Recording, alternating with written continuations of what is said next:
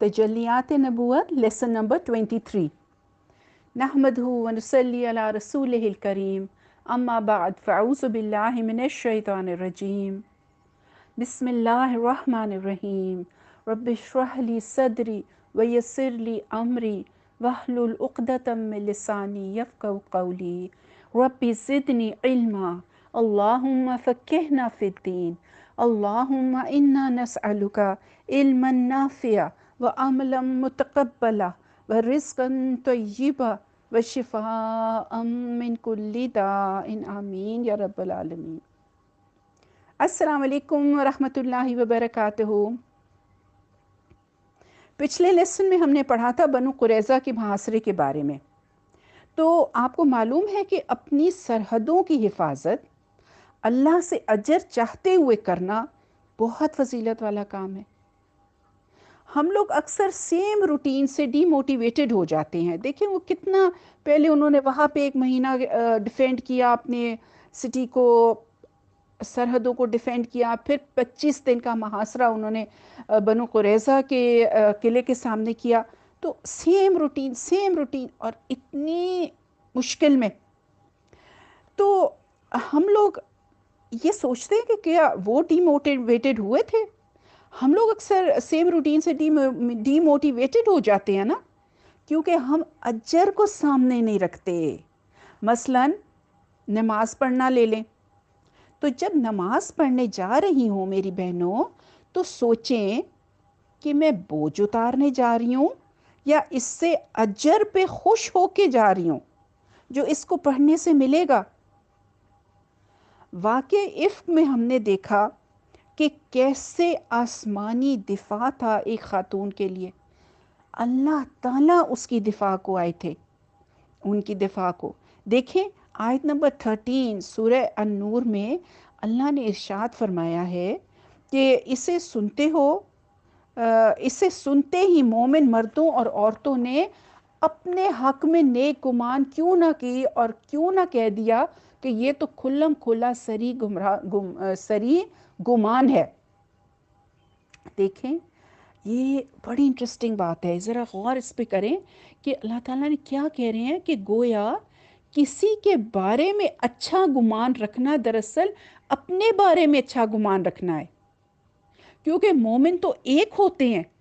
और ये क्यों ना कहा कि ये झूठी बात है एक्सेप्ट करने की बजाय, यानी मोमिनों पे इतना एतमाद होना चाहिए कि ईमान लाने के बाद मोमिन ऐसा कर ही नहीं सकता, और वो भी हज़रत आयशा रज़ी अल्लाह ताला अन्हा जैसी हस्ती। सबक हासिल करने की मेरी बहनों ये बात है कि जब कभी कोई आके आपको ऐसी बात बताए तो इसमें दिलचस्पी ना लें। Don't show your interest in what they are telling you.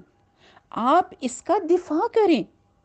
नबी सल्लल्लाहु अलैहि वसल्लम ने फरमाया कि मोमिन के लिए आईना है, मोमिन का भाई है, इसके नुकसान को वो रोकता है, यानी जो चीज़ उसको नुकसान देने वाली है इससे इसको बचाता है और इसकी पीठ पीछे इसका दिफा करता है, बैक बाइट नहीं करता, उनके साथ नहीं मिल जाता।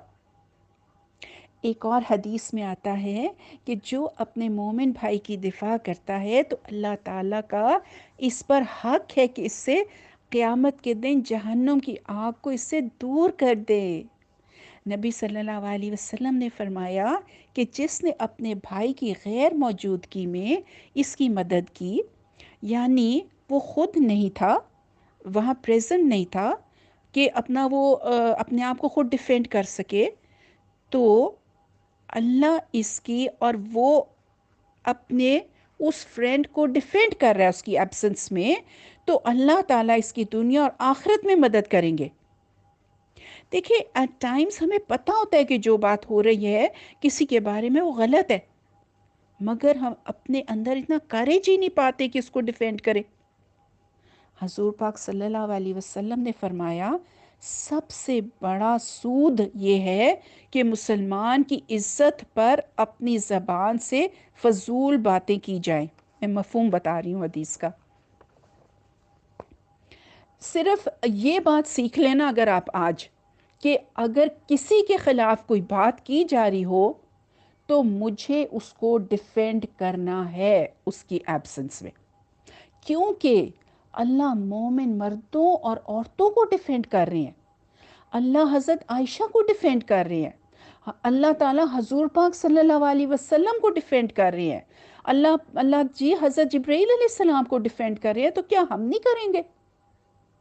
ایک بہت ہی خوبصورت دعا ہے، میں اس کا ترجمہ آپ کو بھی پڑھ کے سناتی ہوں، اس کو اگر ہو سکے تو یاد کر لیں، کیونکہ ہم بہت سے شر سے بچ سکتے ہیں اس دعا سے۔ یہ وَإِيَّاكَ نَسْتَعِينُ میں ہے، پیج نمبر 29، دعا نمبر 19۔ میں اس کو پوسٹ بھی کر دوں گی، آپ اس میں سے بھی پڑھ لیجئے گا۔ اس میں فرمایا جا رہا ہے، ترجمہ میں پڑھ رہی ہوں کہ اے اللہ، میں تیری پناہ طلب کرتی ہوں برے پڑوسی سے۔ اب پڑوسی کیا کرتا ہے؟ ریومرز پھیلا سکتا ہے نا، ون وڈ سے کہ یہ تو بالکل اس کے ساتھ رہتا ہے، اس کو تو پتہ ہوگا۔ اور آگے کیا کہا جا رہا ہے؟ اور ایسی زوج سے، یعنی بیوی ہو یا خامند ہو، زوج سے جو مجھے بڑھاپے سے پہلے بوڑھا کر دے۔ وہ کیسے بھلا؟ یعنی تانے دے دے گا۔ اور ایسی اولاد سے جو میرا آقا بن بیٹھے، اور ایسے مال سے جو میرے لیے باعث عذاب بن جائے، اور ایسے چال باز دوست سے جس کی آنکھ مجھے دیکھ رہی ہو اور جس کا دل میری نگرانی کرتا ہو، اگر وہ میری اچھائی دیکھے تو چھپا لے اور جب برائی دیکھے تو اسے پھیلا دے، یعنی عیب ڈھونڈنے والے۔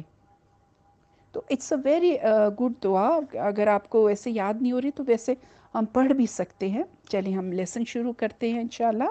Let's go to page number 258، تجلیات نبوت، عمرہ حدیبیہ۔ عمرہ کے لیے روانگی اور حدیبیہ میں پڑاؤ۔ مدینہ میں رسول اللہ صلی اللہ علیہ وسلم کو خواب دکھلایا گیا تھا کہ آپ صلی اللہ علیہ وسلم اور آپ کے صحابہ امن کے ساتھ مسجد حرام میں داخل ہوئے اور سروں کو منڈوایا اور قصر کیا، یعنی کہ کسی نے منڈوایا اور کسی نے قصر کرایا۔ آپ صلی اللہ علیہ وسلم نے صحابہ کو اس کی اطلاع دی اور بتلایا کہ آپ عمرے کا ارادہ رکھتے ہیں، کیونکہ آپ صلی اللہ علیہ وسلم کے خواب بھی وہی ہوا کرتے تھے نا۔ تو گرد و پیش میں جو اعراب تھے، یعنی جو مدینہ کے باہر لوگ تھے، ان میں بھی روانگی کا اعلان کر دیا، مگر انہوں نے تاخیر کی۔ ان کا خیال تھا کہ رسول اور مومنین واپس اپنے گھر کبھی نہ آ سکیں گے۔ وہ کیوں بھلا؟ وہ اس لیے کیونکہ دشمنوں کے گڑھ میں جا رہے ہیں، ابھی تو ہجرت کر کے وہاں سے چھپ چھپا کے آئے ہیں، اور اب پھر وہ واپس نہیں آئیں گے، اس لیے وہ کہہ رہے تھے کہ ہمیں نہیں جانا۔ مگر بعد میں یہ عذر تراشا کہ ہمیں ہمارے اموال اور اولاد نے مشغول رکھا تھا، یعنی کہ وی آر ٹو بزی، لہٰذا ہمارے لیے دعائیں مغفرت کیجیے۔ رسول اللہ صلی اللہ علیہ وسلم نے بروز پیر یکم ذی قعدہ 6 ہجری کو 1400 مہاجرین 1400 مہاجرین اور انصار کے ساتھ مدینہ سے روانہ ہوئے۔ اب یہ پوری سناریو کو امیجن کرتے جائیں، ہم لوگ جو گروپس میں جاتے ہیں حج یا عمرہ کے تو کتنے ہوتے ہیں؟ 100 یا 150، they were 1400 اور اپنے ساتھ قربانی کے جانور بھی لے لیے تاکہ لوگوں کو معلوم ہو جائے کہ آپ جنگ کے لیے نہیں بلکہ عمرے کے لیے جا رہے ہیں، ٹھیک ہے؟ حالانکہ عمرے میں تو قربانی نہیں کرتے، فرض نہیں ہے، تو مگر یہ انہوں نے ساتھ اس لیے لے لیا تاکہ انہیں معلوم ہو جائے کہ ہم جنگ کے لیے نہیں جا رہے۔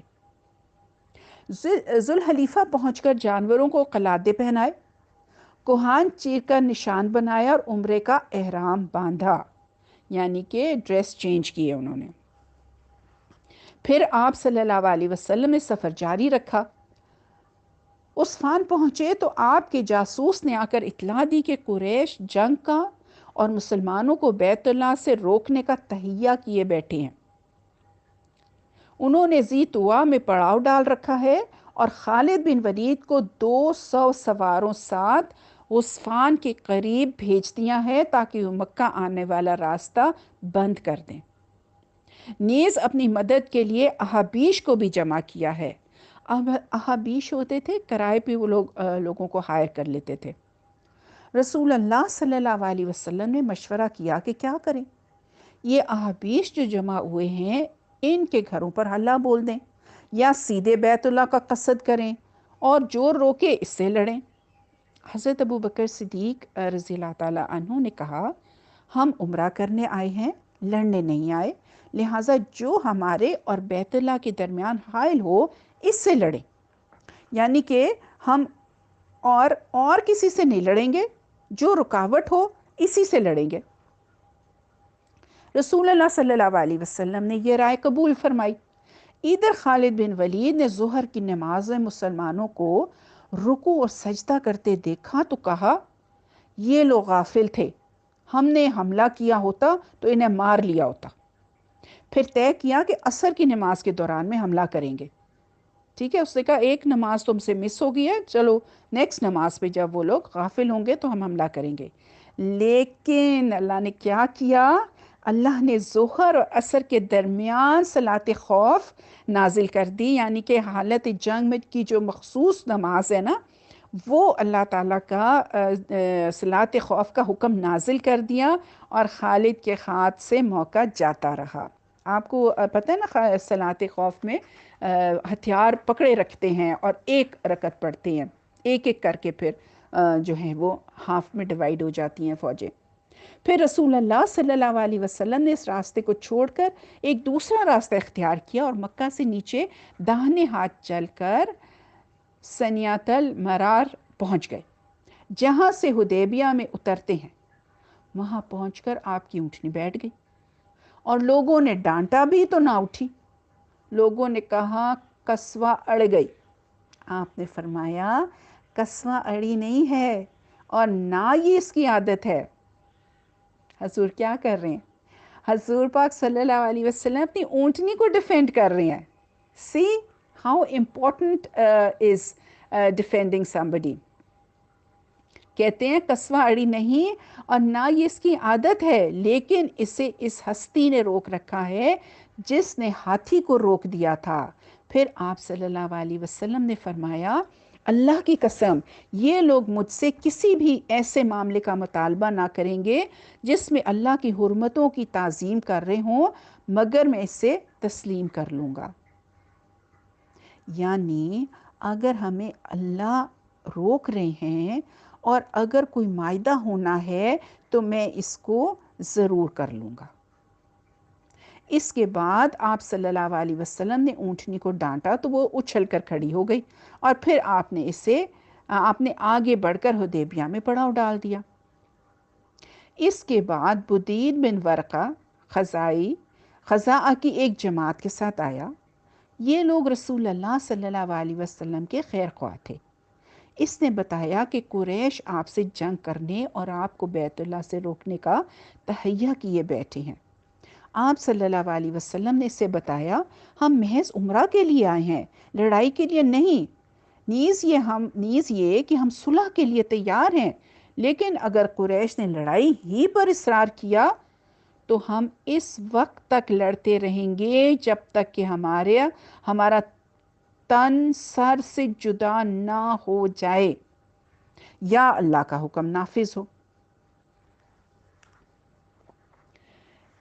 دیکھیں ہمارے دین کا مزاج کیا ہے؟ سیرہ پڑھ کے آپ نے کیا سیکھا؟ دین کا مزاج کیا سیکھا؟ پیس سے ہم مراد کیا لیتے ہیں؟ کہ میں آرام سے گھروں میں بیٹھ جاؤں اور کچھ نہ کروں، جبکہ ان تمام واقعات سے جو بات ہمیں سمجھ آ رہی ہے وہ ہے کام کام کام، الرٹ الرٹ، ہوشیاری، صحیح وقت پر صحیح فیصلہ، حکمت۔ یہ تو نہیں کہ حجروں میں بیٹھے ہیں اور وظیفے پڑھ رہے ہیں اور گھروں کے اندر بیٹھے ہیں تزکیہ نفس کر رہے ہیں، جبکہ صحابہ کا تزکیہ کیسے ہو رہا ہے؟ کام کے دوران، کام کر کر کے، غلطیاں کر کر کے، مشقتیں اٹھا کے، بھوکے رہ کے، کھا پی کر۔ دیکھیں کیسے یہ کیا آپ کو سمجھ آ رہا ہے؟ ہمارے دین پر ایک پریکٹیکل دین ہے، لیکن آج ہم نے دین کی کیا حالت بنا دی ہے؟ دین کے نام پر ایسی پریکٹسز ایجاد کر دی ہیں جن کا دین میں کوئی ثبوت ہی نہیں ہے، جبکہ صحابہ کرام کتنے فوکسڈ ہیں، کام سے مطلب ہے، ہر دم ہوشیار، ہر دم تیار. کوئی واقعہ، کوئی بات انہیں ان کے مقصد سے نہ دور کر سکتی ہے نہ روک سکتی ہے. ہر چیز میں اپنے لیے وہ خیر تلاش کر رہے ہیں. صحابہ کرام کا طرز عمل دیکھیں. Problem solving attitude. کیا میں پتہ چلا کہ ہر چیز میں انہوں نے، حضور پاک صلی اللہ علیہ وسلم نے پیس امن چاہا. ہم دیکھتے ہیں کہ رسول اللہ صلی اللہ علیہ وسلم اور قریش کے مابین گفت و شنید. بدیل نے واپس جا کے قریش کو یہ بات سنائی تو انہوں نے مکر بن حفص کو بھیجا. رسول اللہ صلی اللہ علیہ وسلم نے اس سے بھی وہی بات کہی جو بدیل سے کہی تھی. اس کے بعد قریش نے احابیش کے سردار حلیس بن اکرمہ کو بھیجا. جب وہ نمودار ہوا تو رسول اللہ صلی اللہ علیہ وسلم نے صحابہ کرام سے فرمایا، یہ شخص ایسی قوم سے تعلق رکھتا ہے جو قربانی کے جانوروں کا بہت احترام کرتی ہیں، لہٰذا اپنے جانوروں کو کھڑا کر دو. پھر دیکھیں کیسی حکمت سے بات کی. اور دوسری بات یہ کہ وہ لوگوں کا مزاج سمجھتے تھے. حضور پاک صلی اللہ علیہ وسلم ہر ایک کے بارے میں ان کو پتہ تھا. صحابہ رضی اللہ تعالیٰ عنہم نے جانوروں کو کھڑا کر دیا اور خود بھی لبیک پکارتے ہوئے اس کا استقبال کیا. اس نے یہ کیفیت دیکھی تو کہا سبحان اللہ، ان لوگوں کو بیت اللہ سے روکنا ہرگز مناسب نہیں، بلکہ یہ کیا کہ لخم و جذام اور حمیر کے لوگ تو حج کریں اور عبد المطلب کا بیٹا بیت اللہ سے روک دیا جائے. بیت اللہ کے رب کی قسم، قریش برباد ہوئے، یہ لوگ عمرہ کرنے آئے ہیں. قریش نے یہ بات سنی تو کہا کہ بیٹھ جاؤ، تم اعرابی ہو، تمہیں چال بازیوں کا کوئی علم نہیں. اس کے بعد قریش نے عروہ بن مسعود کو بھیجا. اس نے آ کر رسول اللہ صلی اللہ علیہ وسلم سے بات کی. رسول اللہ صلی اللہ علیہ وسلم نے اس سے بھی وہی کہا جو بدیل سے کہا تھا. اس نے کہا اے محمد صلی اللہ علیہ وسلم، اگر آپ نے اپنی قوم کا صفایا بھی کر دیا تو کیا آپ نے پہلے کسی عرب کے متعلق سنا ہے کہ اس نے اپنی ہی قوم کا صفایا کر دیا ہو؟ اور اگر دوسری صورت پیش آئی، یعنی آپ کو شکست ہوئی، تو میں آپ کے گرد ایسے اوباش لوگوں کو دیکھ رہا ہوں جو اسی لائق ہیں کہ آپ کو چھوڑ کر بھاگ جائیں گے.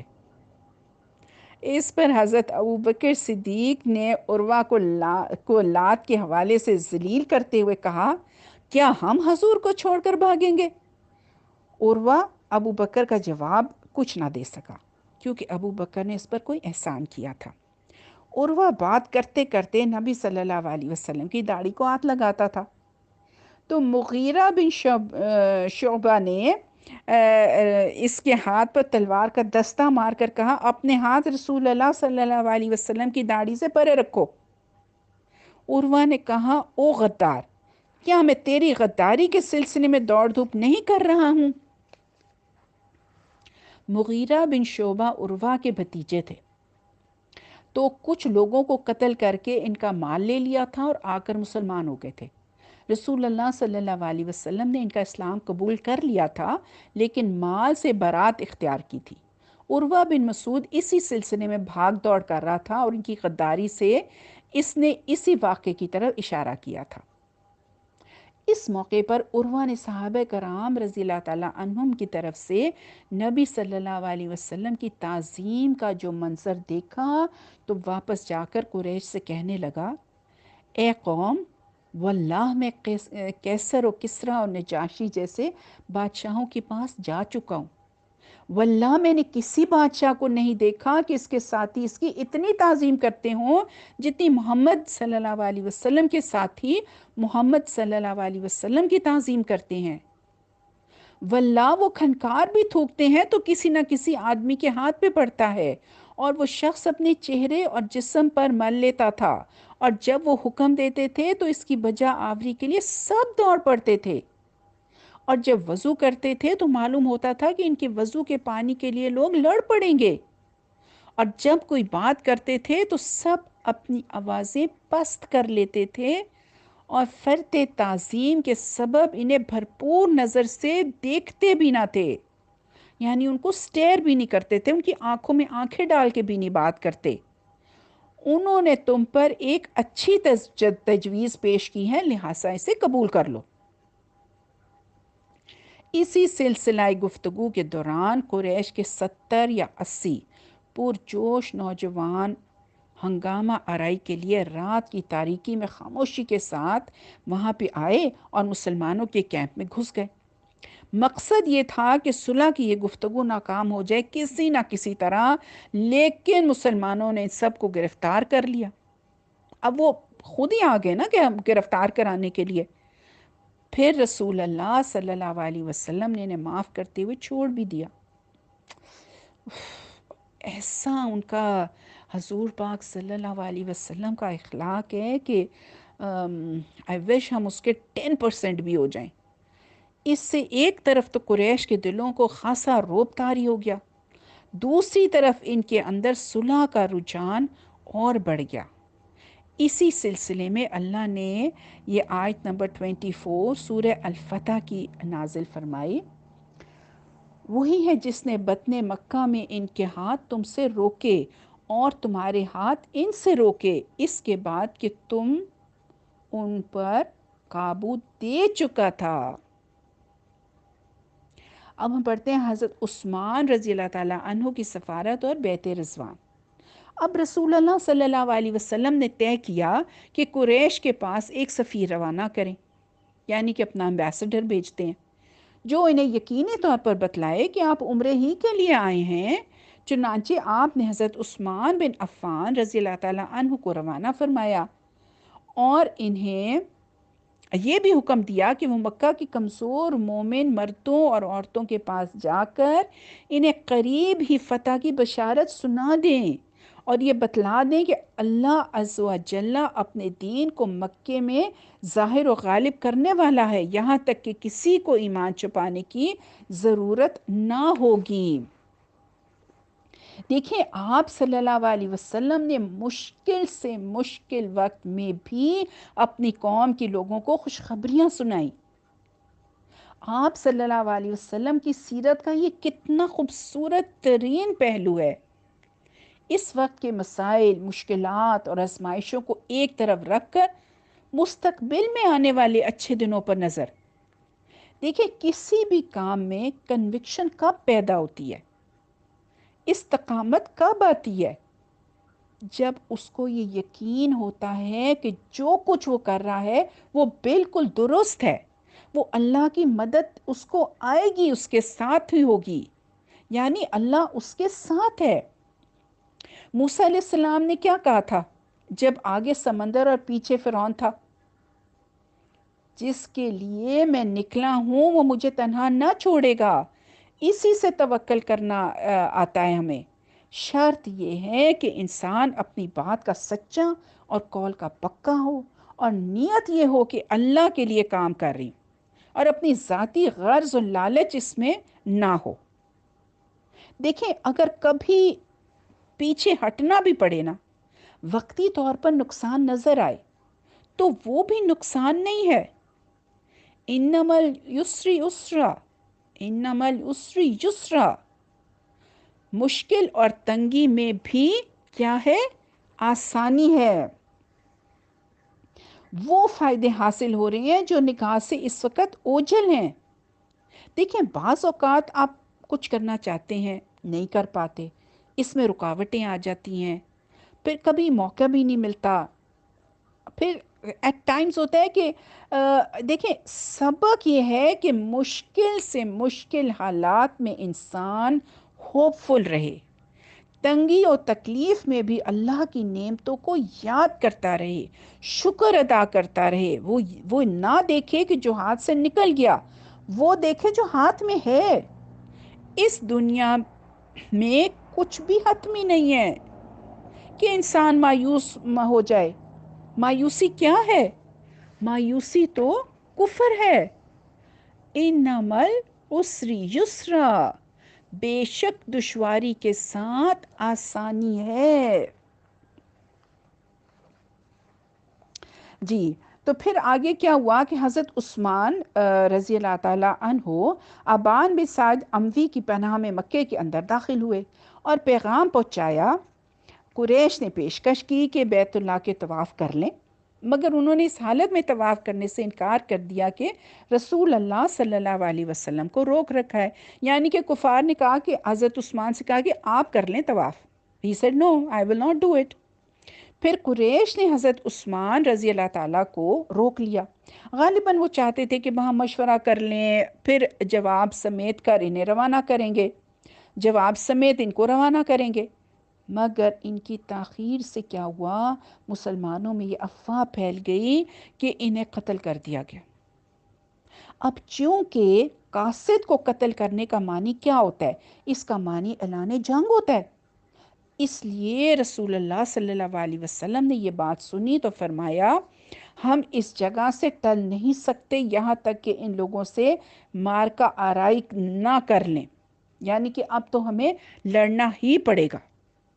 پھر آپ نے ایک درخت کے نیچے صحابہ رضی اللہ تعالیٰ عنہم کو جنگ پر بیعت کرنے کی دعوت دی. صحابہ ٹوٹ پڑے اور بڑی گرم جوشی کے ساتھ موت پر اور میدان سے نہ بھاگنے پر بیعت کی، کیونکہ اسلحہ تو تھا نہیں. رسول اللہ صلی اللہ علیہ وسلم نے جب ان کو بیعت کے لیے بلایا تو ان کے پاس صرف ایک ایک تلوار تھی اور موت سامنے نظر آ رہی تھی. تو کیا ہوا کہ رسول اللہ صلی اللہ علیہ وسلم نے اپنا ایک ہاتھ دوسرے ہاتھ سے پکڑ کر فرمایا یہ عثمان کا ہاتھ ہے، یعنی کہ ان کی طرف سے بھی بیعت ہو رہی ہے. لیکن جب بیعت مکمل ہو چکی تو حضرت عثمان رضی اللہ تعالیٰ عنہ بھی آ گئے. اللہ نے اس بیعت کی فضیلت میں یہ آیت نازل کی فرمائی. سورہ الفتح کی آیت نمبر 18 ہے کہ اللہ مومنین سے راضی ہوا جب وہ آپ سے درخت کے نیچے بیعت کر رہے تھے. دیکھیں کتنی بڑی خوشخبری اللہ تعالیٰ دے رہے ہیں، اور یہیں سے اس کا نام بیعت رضوان بھی پڑ گیا تھا. اب دیکھیں میری بہنوں کہ ہم اکثر پریشان کیوں ہو جاتے ہیں؟ کیونکہ ہم جانتے نہیں کہ جو کچھ ہم کر رہے ہیں اس پر ہمارا رب راضی بھی ہے ہم سے کہ نہیں، ہم ٹھیک بھی کر رہے ہیں کہ نہیں، اللہ ہم سے خوش بھی ہے کہ نہیں. یہ کیفیت ہر اس شخص کو ہوگی جس کو اللہ سے محبت ہے. جس کو بندوں سے محبت ہے نا اللہ سے بڑھ کر، تو اس کو ہمہ وقت بندوں کی فکر لگی رہے گی کہ وہ بندہ میرے سے راضی ہے کہ نہیں، وہ بندہ راضی ہے کہ نہیں. کیونکہ جو جس سے محبت کرتا ہے اسی کو راضی کرنے میں لگا رہتا ہے نا. اور جب بندہ اللہ سے محبت کرتا ہے تو ان کاموں کی تلاش میں رہتا ہے جس سے اس کا رب راضی ہو جائے. اس کے لیے تکلیف اٹھاتا ہے، اس کے لیے راتوں کو اٹھنا مشکل نہیں ہوتا، کیونکہ اس کو پتہ ہے کہ اس وقت کی نماز اللہ کو راضی کرتی ہے. وہ صدقہ خیرات دینے سے گھبراتا نہیں ہے، کسی کی مدد کرنے، پانی پلانے کو اس کو کوئی پرابلم نہیں ہوتا، کیونکہ اس کو پتہ ہے کہ یہ کام اس کے رب کو کتنا خوش و راضی کرتے ہیں. اور اس سے اگلی آیت میں اللہ تعالیٰ نے فرمایا تھا کہ اللہ نے جان لیا جو ان کے دلوں میں ہے. دیکھیں بعض اوقات انسان اپنے عمل سے نہیں بلکہ اپنی نیت اور وسوسوں اور دل کی کیفیت سے بھی پریشان ہو جاتا ہے کہ یہ خالص بھی ہے یا نہیں. بے یقین ہونے لگتا ہے کہ کہیں کوئی کھوٹ تو نہیں ہے. تو اللہ تعالیٰ اس پر پھر کون سی کیفیت اتارتے ہیں؟ اللہ تعالیٰ اس کو سکینت اتار دیتے ہیں اس بندے کے اوپر. پھر انسان کو چین آ جاتا ہے اور اطمینان ہونے لگتا ہے. انسان دنیا کو جتنا مرضی راضی کر لے اس سے کچھ فرق نہیں پڑتا. فرق پڑتا ہے رب کے راضی ہونے سے، اور رب ظاہری اعمال سے راضی نہیں ہوتا. رب کو راضی کرنے کے لیے نیت کے اخلاص اور اندر کی سچائی کی ضرورت ہوتی ہے میری بہنوں.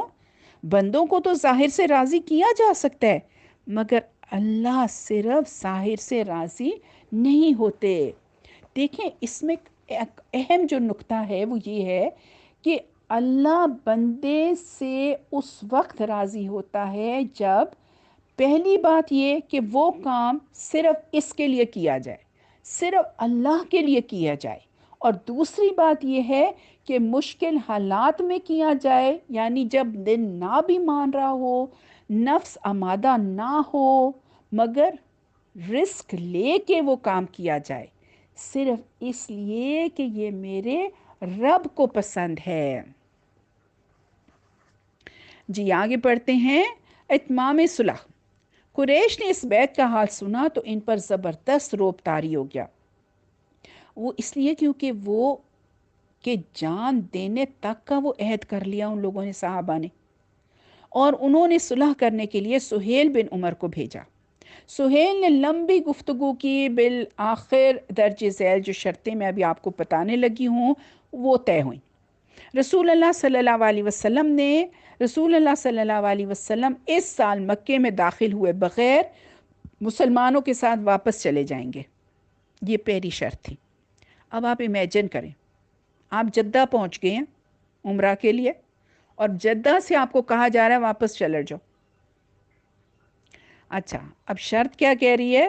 اگلے سال مکہ آئیں گے اور 3 روز قیام کریں گے، ان کے پاس کوئی ہتھیار نہ ہوگا، صرف میان کے اندر تلواریں ہوں گی۔ دوسری شرط، فریقین میں 10 سال کے لیے جنگ بند رہے گی۔ تیسری شرط، جو محمد صلی اللہ علیہ وسلم کے عہد میں داخل ہوا نہ ہونا چاہے داخل ہو سکتا ہے، اور جو قریش کے عہد میں داخل ہونا چاہے داخل ہو سکتا ہے، یعنی باقی جو قبائل ہیں ان میں سے۔ اگلی شرط، قریش کا جو آدمی مسلمانوں کی پناہ میں جائے گا، مسلمان اسے قریش کے حوالے کر دیں گے، یعنی کہ آپ کوئی ہجرت نہیں کر سکے گا، لیکن مسلمانوں کا جو آدمی قریش کی پناہ میں آئے گا، قریش اسے واپس نہیں کریں گے۔ کتنی بے انصافی کی بات دیکھیں یہ لوگ کر رہے ہیں۔ مگر اس کے بعد آپ صلی اللہ علیہ وسلم نے کیا کیا؟ آپ نے حضرت علی رضی اللہ تعالیٰ عنہ کو بلایا اور املا کرایا، یعنی he told him to write this, بسم اللہ الرحمن الرحیم لکھیں۔ سہیل نے کہا ہم نہیں جانتے رحمان کیا ہے، آپ بسمک اللہم لکھیں۔ رسول اللہ صلی اللہ علیہ وسلم نے انہیں یہی لکھنے کا حکم دیا۔ انہوں نے کہا مت لکھیں بسم اللہ الرحمن الرحیم، آپ بسمک اللہم لکھیں۔ پھر آپ صلی اللہ علیہ وسلم نے املا کرایا، یہ وہ بات ہے جس پر محمد رسول اللہ نے مصالحت کی۔ اس پر سہیل نے کہا اگر ہم جانتے کہ آپ اللہ کے رسول ہیں تو پھر ہم نہ تو آپ کو بیت اللہ سے روکتے اور نہ آپ سے جنگ کرتے، آپ محمد بن عبداللہ لکھوائیں یہاں پہ۔ آپ نے فرمایا میں اللہ کا رسول ہوں اگرچہ تم لوگ جھٹلاؤ، مگر حضرت علی رضی اللہ تعالیٰ عنہ کو حکم دیا کہ اسے مٹا کر محمد بن عبداللہ لکھ دیں۔ لیکن حضرت علی نے کیا کیا؟ حضرت علی نے مٹانا گوارا نہ کیا، تو اس کے اوپر رسول اللہ صلی اللہ علیہ وسلم نے خود اپنے دست مبارک سے مٹا دیا۔ پھر پوری دستاویز کے 2 نسخے لکھے گئے، 2 کاپیز یعنی کہ بنی گئی، ایک کاپی قریش کے لیے اور ایک کاپی مسلمانوں کے لیے۔ اب دیکھیں پورا معاہدہ لکھا گیا ہے۔ اس زمانے میں 8 دن لگتے تھے مکہ پہنچنے میں، سوچیں کہ کتنا سفر کیا ہے اور کہا جا رہا ہے اب واپس چلے جاؤ، گو بیک۔ اچھا جی، ابو جندل کا قضیہ، صلح نامہ ابھی لکھا ہی جا رہا تھا، ٹھیک ہے، ابھی لکھا جا رہا تھا کہ قریش کے نمائندے سہیل بن عمر کے صاحبزادے یعنی کہ his own son ابو جندل بیڑیاں گھسیٹتے ہوئے پہنچے۔ وہ کیونکہ مسلمان ہو چکے تھے اور ان کو بیڑیوں میں رکھا ہوا تھا۔ سہیل نے ان کی واپسی کا مطالبہ نبی صلی اللہ علیہ وسلم سے کیا، مگر انہوں نے کہا، نبی صلی اللہ علیہ وسلم نے کہا کہ ابھی تو نوشتہ مکمل نہیں ہوا، ابھی تو ہم نے رائٹنگ پوری نہیں کی۔ تو سہیل نے کیا کہا؟ تب میں آپ سے صلح ہی نہیں کرتا، جاؤ۔ آپ صلی اللہ علیہ وسلم نے فرمایا اچھا تم اس کو میری خاطر چھوڑ دو۔ اس نے کہا یہ بھی نہیں ہو سکتا۔ پھر سہیل نے ابو جندل کو مارا۔ ابو جندل نے چیخ کر کہا مسلمانوں کیا میں مشرکین کی طرف واپس کیا جاؤں گا کہ وہ مجھے میرے دین سے فتنے میں ڈالیں؟ سوچیں کہ کتنا ایموشنل سین ہوگا اس وقت۔ رسول اللہ صلی اللہ علیہ وسلم نے فرمایا صبر کرو اور باعث ثواب سمجھو۔ مائی ڈیئرسٹ سسٹرز، یہ اگر ہم 6 ورڈز کو یاد کر لینا، 6 الفاظ کو، جب بھی مشکل ہو، جب بھی کوئی پرابلم ہو، تو آپ یہ 6 ورڈز حضور پاک صلی اللہ علیہ وسلم کے یاد کر لیں، صبر کرو اور باعث ثواب سمجھو۔ دیکھیں، کیونکہ صبر، اجر، یہ جب ملیں گے نا تو حالات تبدیل ہوں گے ہی ہوں گے فار دا بیٹر۔ اچھا، انہوں نے کیا کہا؟ حضور پاک صلی اللہ علیہ وسلم نے کہا صبر کرو اور باعث ثواب سمجھو، اللہ تمہارے لیے اور تمہارے علاوہ جو دوسرے کمزور مسلمان ہیں ان سب کے لیے کشادگی اور پناہ کی جگہ بنا دے گا۔ حضرت عمر بن خطاب رضی اللہ تعالیٰ نے ابو جندل کو بھڑکایا کہ وہ اپنے باپ سہیل کو قتل کر دیں، مگر انہوں نے ایسا نہ کیا۔ دیکھیں، صبر سے جو کامیابی حاصل ہوتی ہے نا میری بہنوں، وہ اور کسی چیز سے نہیں حاصل ہوتی۔ آگے ہم پڑھتے ہیں، عمرے سے دستبرداری اور صلح پر مسلمانوں کا غم۔ رسول اللہ صلی اللہ علیہ وسلم معاہدہ لکھوا کر فارغ ہو چکے تو صحابہ کرام سے فرمایا اٹھو اور اپنے اپنے جانور قربان کرو، مگر کوئی نہ اٹھا۔ They were so sad، ان کو اتنا غم تھا۔ اور آپ کو پتہ ہے یہ ایک واحد موقع تھا جس پہ حضور پاک صلی اللہ علیہ وسلم نے کچھ کہا اور انہوں نے نہیں کیا، وہ بس غم میں بیٹھے رہے۔ حتیٰ کہ آپ صلی اللہ علیہ وسلم نے یہ بات 3 بار کہی مگر کوئی نہ اٹھا۔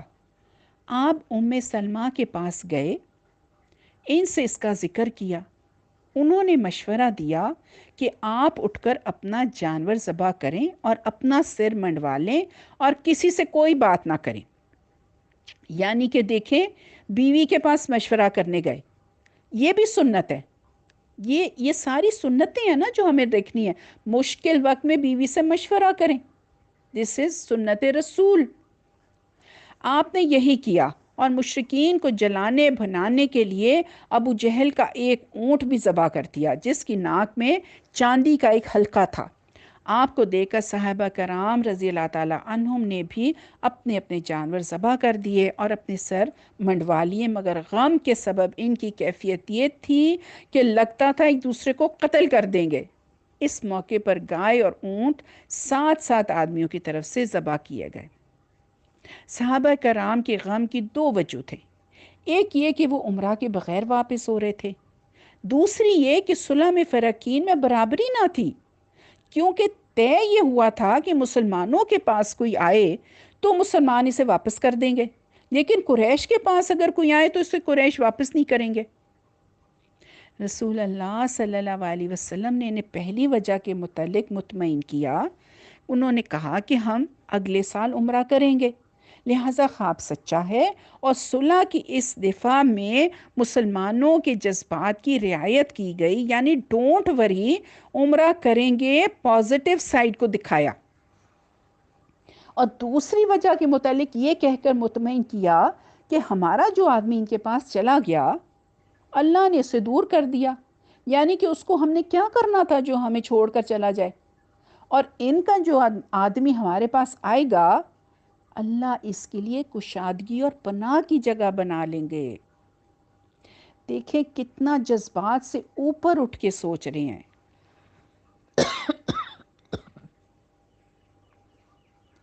آپ کی یہ بات بہت دور اندیشی پر مبنی تھی، کیونکہ مسلمانوں کی ایک جماعت ابھی تک حبشہ میں تھی، ریممبر، اور ان پر صلح لاگو نہیں ہوتی تھی، لہٰذا مکہ کے قیدیوں کے لیے ان کے پاس پناہ لینا ممکن تھی، لیکن بظاہر صلح بہرحال قریش کے حق میں تھی، اس لیے مسلمانوں کے احساسات کا اس پر گہرا اثر تھا، یہاں تک کہ حضرت عمر بن خطاب رضی اللہ تعالیٰ عنہ نے خدمت نبوی میں آ کر کہا، اے اللہ کے رسول، کیا ہم حق پر ہیں اور وہ لوگ باطل پر نہیں؟ آپ صلی اللہ علیہ وسلم نے فرمایا، بلا، کیوں نہیں؟ انہوں نے کہا، کیا ہمارے مقتلین جنت میں اور ان کے مقتلین جہنم میں نہیں؟ آپ صلی اللہ علیہ وسلم نے فرمایا، بلا، کیوں نہیں؟ انہوں نے کہا تو پھر ہم کیوں اپنے دین کے بارے میں دباؤ قبول کریں اور ایسی حالت میں پلٹیں کہ ابھی اللہ نے ہمارے اور ان کے درمیان فیصلہ نہیں کیا۔ آپ صلی اللہ علیہ وسلم نے کیا فرمایا؟ انہوں نے کہا خطاب کے صاحبزادے میں اللہ کا رسول ہوں اور اس کی نافرمانی نہیں کر سکتا، وہ میری مدد کرے گا اور مجھے ہرگز ضائع نہ کرے گا۔ میری بہنوں، کیا ہمارا یقین بھی اس حد تک ہے کہ نو میٹر واٹ اللہ کی مدد آئے گی ہی؟ if we are doing something for the sake of اللہ سبحانہ و تعالی، تو کوئی ہمارے سامنے رکاوٹ آ بھی جائے تو ہمارا اتنا فیتھ ہے کہ اللہ ہماری مدد کریں گے۔ سامنے سمندر ہے، پیچھے دشمن ہے، تو ہم کہیں گے ڈونٹ وری، اللہ میری مدد کریں گے۔ ہم غار میں ہیں اور ان کے پاؤں نظر آ رہے ہیں تو ہم کہیں گے کہ ڈونٹ وری، اللہ ہماری مدد کریں گے۔ یہ فیتھ ہمیں پیدا کرنا ہے اپنے اندر، اتنا توکل ہم نے اپنے اندر پیدا کرنا ہے میری بہنوں۔ اس کے بعد حضرت عمر رضی اللہ تعالیٰ عنہ غصے سے بھرے ہوئے حضرت ابو بکر کے پاس آئے اور ان سے بھی وہی کہا جو نبی صلی اللہ علیہ وسلم سے کہا تھا، اور انہوں نے بھی وہی جواب دیا جو رسول اللہ صلی اللہ علیہ وسلم نے دیا تھا۔ پھر مزید کہا آپ صلی اللہ علیہ وسلم کی رکاب تھامے رہو یہاں تک کہ تمہاری موت آ جائے، کیونکہ واللہ آپ حق پر ہیں۔ بیکاز یہ سارے حالات آزمائش تھے نا، اس لیے ہو رہے ہیں، تو صبر کرنا تو پھر ضروری ہے۔ اس کے بعد اللہ تعالیٰ نے اِنَّا فَتَحْنَا لَكَ فَتْحًا مُبِينًا کی آیات نازل کی، جن میں اس صلح کو فتح مبین قرار دیا گیا۔ رسول اللہ صلی اللہ علیہ وسلم نے حضرت عمر کو بلایا اور پڑھ کر سنایا۔ وہ کہنے لگے یا رسول اللہ یہ فتح ہے؟ آپ نے فرمایا نعم، ہاں۔ اس سے ان کے دل کو سکون ہو گیا اور وہ واپس چلے گئے۔ بعد میں حضرت عمر کو اپنی اس تقصیر پر سخت ندامت ہوئی اور اس کی تلافی کے لیے انہوں نے بہت سے اعمال کیے، برابر صدقہ و خیرات کیا، روزے رکھے، نماز پڑھی، غلام آزاد کیا، یہاں تک کہ خیر کی امید بندھی۔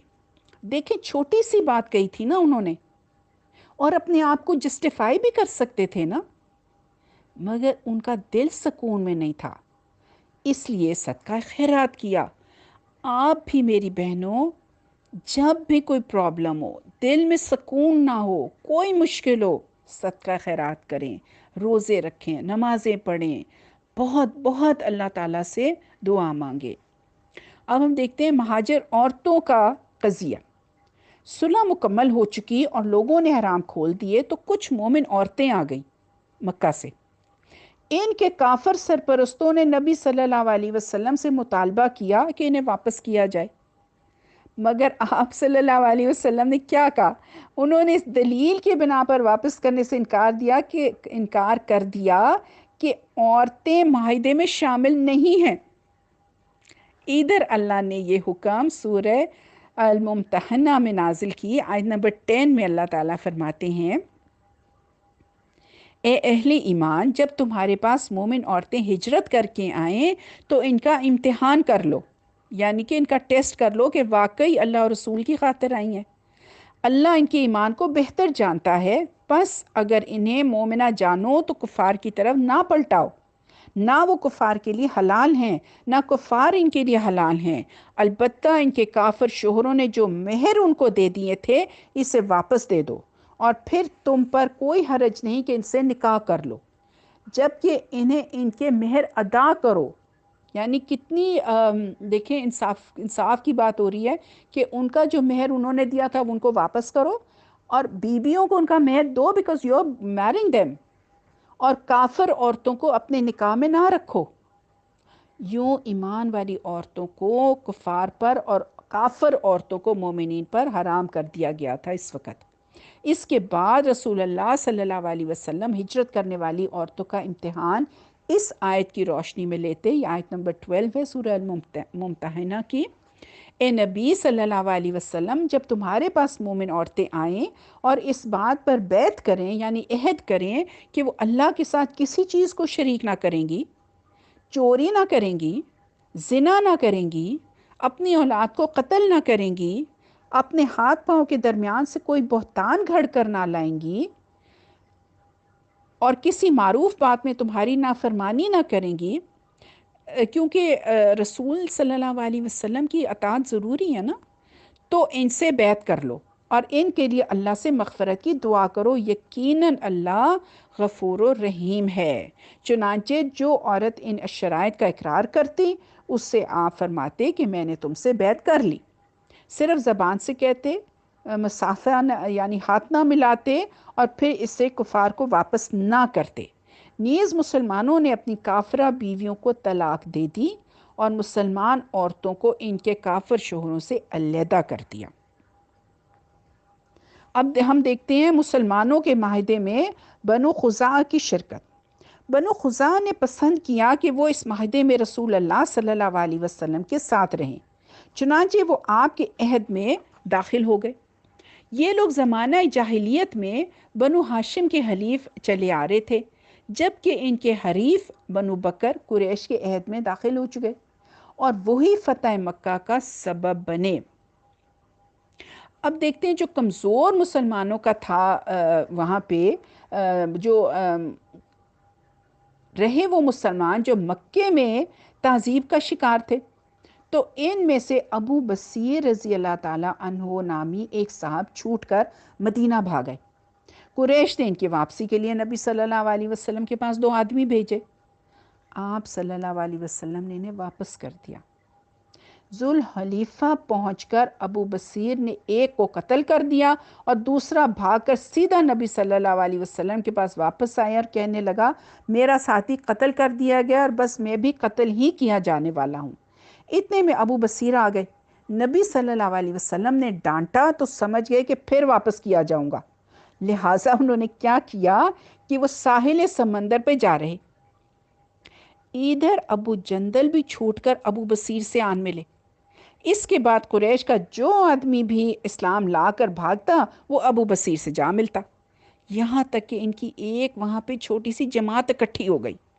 اس کے بعد قریش کا جو قافلہ بھی ملک شام آتا، ملک شام سے جاتا، اس سے یہ لوگ ضرور چھیڑ چھاڑ کرتے، اس پر حملہ کرتے، اس کا مال چھین لیتے۔ اس سے تنگ آ کر قریش نے نبی صلی اللہ علیہ وسلم کو اللہ کا اور قرابت کا واسطہ دے کر کہا کہ انہیں آپ مدینہ بلا لیں، اب جو بھی آپ کے پاس آئے گا محفوظ رہے گا۔ چنانچہ آپ صلی اللہ علیہ وسلم نے انہیں مدینہ بلا بھیجا اور وہ آ گئے اور مشکل حل ہو گئی۔ اب ہم دیکھتے ہیں کہ صلح کا اثر کیا ہوا۔ صلح کا اثر یہ ہوا میری بہنوں کہ اسلامی دعوت کی رفتار پر اس صلح کا بہت بڑا اثر ہوا۔ مسلمانوں کو عام عربوں سے ملنے اور انہیں اللہ کی دعوت دینے کا موقع مل گیا۔ دیکھیں جنگ بند ہو گئی تو دعوت و تبلیغ کا کام شروع ہو گیا، چنانچہ لوگ بکثرت اسلام میں داخل ہوئے اور صرف 2 سال میں مسلمانوں کی تعداد اتنی ہو گئی کہ 19 برس میں نہیں ہوئی تھی۔ اکابر قریش جو قریش کا نچوڑ اور عطر تھے، کون بھلا؟ عمر بن عاص، خالد بن ولید، عثمان بن طلحہ اپنی رغبت اور مرضی سے لا الہ الا اللہ محمد رسول اللہ کی شہادت دیتے ہوئے خدمت نبوی میں حاضر ہوئے، اسلام پر بیعت کی اور اس کی راہ میں جان و مال اور صلاحیت و قدرت سب کچھ صرف کرنے کا وعدہ کر لیا۔ جب یہ لوگ خدمت نبوی میں حاضر ہوئے تو رسول اللہ صلی اللہ علیہ وسلم نے فرمایا مکہ نے اپنے جگر گوشوں کو ہمارے حوالے کر دیا، یعنی جیمز ہمارے پاس آ گئے ہیں۔ ربنا تقبل منا انک انت السمیع العلیم وتب علینا انک انت التواب الرحیم، سبحانک اللہم وبحمدک نشہد ان لا الہ الا انت نستغفرک ونتوب الیک۔ السلام علیکم ورحمۃ اللہ وبرکاتہ۔ تجلیات نبوت لیسن نمبر 24۔ नहमदुहु व नुसल्ली अला रसूलिहिल करीम, अम्मा बाद, फ़अऊज़ु बिल्लाहि मिनश शैतानिर रजीम, बिस्मिल्लाहिर रहमानिर रहीम। रब्बि इश्रह ली सदरी व यस्सिर ली अमरी वहलुल उक़दतम मिन लिसानी यफ़क़हु क़ौली, रब्बि ज़िदनी इल्मा। अस्सलामु अलैकुम व रहमतुल्लाहि व बरकातुहू। हम लोग हुदैबिया के बारे में स्टडी कर रहे थे। तो आपको मालूम है कि हुदैबिया है कहाँ? मक्का से तकरीबन 9 या 10 मील के फासले पर। देखिए, मक्का को इब्राहीम अलैहिस्सलाम ने हरम करार दिया था ना, तो ये हरम ही की हदूद पर है। हरम से आप यूँ समझें कि शहरी आबादी, नॉट द सिटी ऑफ मक्का, मगर वो इलाका जहाँ एक तरह से आबादी के आसार थे। इसके बाहर बदुआना ज़िंदगी थी। अराबी देहात से आते हैं ना, ये एक मोटी सी तकसीम है रहने वालों के लिए, जैसे हमारे यहाँ होता है अर्बन या रूरल। इसी तरह वहाँ भी हजरी और बदवी थे। 2 टर्म्स इस्तेमाल होती हैं। बदवी के मुस्तकिल घर नहीं होते, जहाँ पानी नज़र आता है तो वहीं डेरे डाल लेते हैं, घूमते फिरते रहते हैं। वो इलाकों से ज़्यादा कबाइल के नाम से जाने जाते थे। मक्का से जद्दा जाते हैं ना, तो रास्ते में हुदैबिया आता है। जद्दा से तकरीबन 30 माइल्स के फासले पर है और मक्का से तकरीबन 9 या 10 माइल्स। यहाँ पे वो पहाड़ है जो मक्का को सराउंड किए हुए है। वो ख़त्म हो जाते हैं और फिर प्लेन्स शुरू हो जाते हैं, और बड़े बड़े इधर बबूल के दरख्त भी हैं। और इसी एक दरख्त के नीचे ये बैत हुई थी, जिसको बैत रिजवान भी कहा जाता है। सूरह अल-फतह में भी इसका जिक्र है ना। देखिए, अहम निकात क्या हैं, हम ज़रा इसको, सुलह Hudaibiya is a very important point in our history. जब सुलह होती है ना, तो किन किन बातों का ख्याल रखा जाता है, कौन कौन सी बातें बहुत अहम हैं, कहाँ कहाँ और कितना कितना कॉम्प्रोमाइज़ करना पड़ता है। हालात तंग भी हों तो भी इंसान को एक सब्र से काम लेना पड़ता है, और बज़ाहिर मनफी नज़र आने वाली चीज़ में भी मस्बत पहलू बरामद करना चाहिए, यानी कि पॉजिटिव पहलू बरामद करना चाहिए। देखें, वो बातें जो नागवार हों, नापसंदीदा लगती हैं, इनके बारे में हमें सब्र से काम लेना है। हिल्म, बर्दाश्त, पॉजिटिव एटीट्यूड का मुजाहरा, अच्छी बात ही मुंह से निकालें। और अगर किसी चीज़ को उसकी असल पर देखें, तब भी अल्लाह से अच्छी उम्मीद रखें, अगरचे इसमें बज़ाहिर कोई चीज़ नज़र ना भी आती हो। मकर्स बिन हौज ने कुरैश से कहा, मुझे छोड़ो, मैं जाता हूँ लोगों हजूर पाक सल्लल्लाहु अलैहि वसल्लम से बातें करने के लिए। चुनांचे वो रसूलुल्लाह सल्लल्लाहु अलैहि वसल्लम के पास आया, ये हुदैबिया के वक़्त। तो आप सल्लल्लाहु अलैहि वसल्लम ने फरमाया, ये एक बदतरीन आदमी है, यानी इससे खैर की तवक्को नहीं। वो अभी बात ही कर रहा था तो सुहेल बिन अमर आ गए। आप सल्लल्लाहु अलैहि वसल्लम ने फरमाया, अब तुम्हारा काम आसान हो गया है। देखें, आप सल्लल्लाहु अलैहि वसल्लम ने ये ना तो ऐब की कोई ना तो गैब की कोई ख़बर जानते थे, और ना ही इसे कोई ऐसा हुक्म निकलता है, मगर लोगों के मुंह से जो बात निकलती है ना, इनके अंदर भी खैर और शर का पहलू होता है। इसलिए हमेशा अच्छी बात मुंह से निकालें, बुरी बात ज़बान से ना निकालें, बुरे शगुन ना लें, ख्वाब की बुरी ताबीर ना करें। देखें, ख्वाब मुअल्लक होता है, जैसी ताबीर करते हैं वो वैसा ही हो जाता है। आप सल्लल्लाहु अलैहि वसल्लम की शख्सियत का बहुत बड़ा पहलू आपका पॉजिटिव माइंडेड होना है। तो वो जो हमने टू डू लिस्ट लिखी हुई है ना, उसके ऊपर लिख लें, मार्कर से लिख लें कि ऑलवेज रिमेन पॉजिटिव माइंडेड। हमेशा हर चीज़ का पॉजिटिव पहलू निकालें। हर चीज़, हर इस सोच का असर होता है, चाहे हम कहें या दूसरे कहें। اچھی بات کریں، اچھی بات کی تلقین کریں۔ اب تو آپ کو پتہ ہے کہ جدید سائنس میں بھی سوچ کے ذریعے سے امراض کی علاج پر تحقیق ہو رہی ہے نا، کہ ایک شخص کی مثبت اور منفی سوچ مریض پر کیسے اثر انداز ہو جاتی ہے۔ Thoughts become things, think, speak, react and act positively.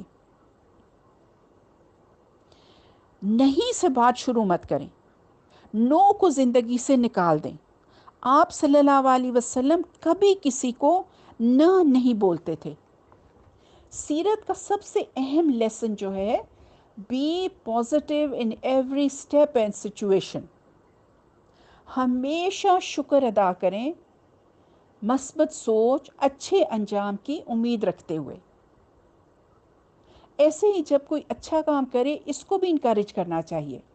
ہر انسان کو پازیٹیو سٹروک کی ضرورت ہوتی ہے۔ آپ صلی اللہ علیہ وسلم کے پاس جب لوگ آتے، آپ ہر حال میں ان کی مشکل کو حل کرنے کی کوشش کرتے تھے، اس کے حل تلاش کرتے تھے، کبھی خود عمل سے، کبھی دوسروں کی مدد سے، کبھی دعا سے، اور کبھی تائید غیبی سے۔ اس لیے جب دعا کریں تو یقین ایسا ہو کہ اب دعا کر لی ہے تو اسے مانگ لیا ہے، تو وہ ضرور بضرور اللہ تعالیٰ اس کو سنیں گے اور عطا کریں گے انشاءاللہ۔ ہر طرح کے حالات میں پرسکون رہنا چاہیے۔ بڑے سے بڑے نقصان پر بھی سینسز میں رہنا چاہیے، ہوش نہیں کھونے چاہیے۔ دیکھیں، اگر کسی وجہ سے فجر یا کوئی اور نماز بھی رہ جائے تو جب آنکھ کھلے یا ٹائم ملے تو فوراً پوری طرح نماز ادا کر لینی چاہیے۔ میں آپ کو حدیث بتاتی ہوں اس کے بارے میں۔ حدیبیہ میں ہی یہ ہوا تھا کہ عبداللہ بن مسعود رضی اللہ تعالیٰ عنہ سے روایت ہے کہ صلح حدیبیہ کے دنوں میں ہم رسول اللہ صلی اللہ علیہ وسلم کے ساتھ آئے تو آپ صلی اللہ علیہ وسلم نے پوچھا، ہمارا پہرا کون دے گا؟ بلال رضی اللہ تعالیٰ عنہ نے کہا، میں۔ چنانچہ سب لوگ سوتے رہے یہاں تک کہ سورج نکل آیا۔ بس نبی صلی اللہ علیہ وسلم بیدار ہوئے اور فرمایا، تم ویسا ہی کرو جیسا کرتے ہو۔ بس ہم نے ایسا ہی کیا۔ اس کے بعد آپ صلی اللہ علیہ وسلم نے فرمایا، جب تم میں سے کوئی سو جائے یا بھول جائے تو ایسا ہی کرے، یعنی اس وقت اس طرح نماز پڑھیں جیسے وقت پہ پڑھتے ہیں، جیسے کہ آپ فجر کے ٹائم پہ اٹھتے ہیں اور پڑھتے ہیں، ٹھیک ہے، جیسے تم کرتے ہو، یعنی طہارت، اذان، اقامت اور نماز۔ جو سو جائے یا بھول جائے تو حسب معمول پڑھے۔ ٹھیک ہے، چلیں اب ہم لیسن شروع کرتے ہیں۔